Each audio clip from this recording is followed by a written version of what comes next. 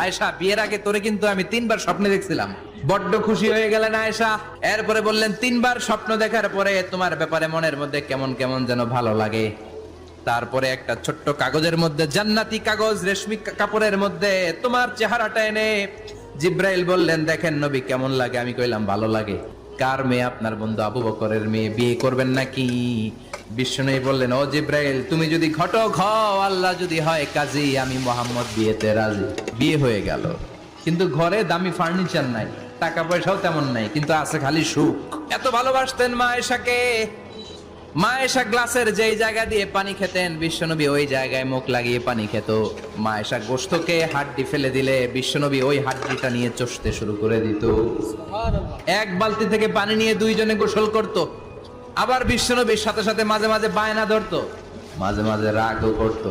বিশ্বনবী বলেন, আয়েশা, কখন তুমি রাগ করো, কখন তুমি আমারে ভালোবাসো আমি বুঝি। মা আয়েশা বললেন, কেমনে বুঝেন? বিষ্ণু বললেন, যখন তুমি রাগ করো তখন নামাজের পরে দোয়ার মধ্যে বলো, ও ইব্রাহিম আলাইহিস সালামের আল্লাহ, আপনি আমার উপর দয়া করেন। তার মানে তুমি রাগ করে আছো, আমার নাম নাও নাই। আর যখন আমার উপর খুশি থাকো, নামাজের পরে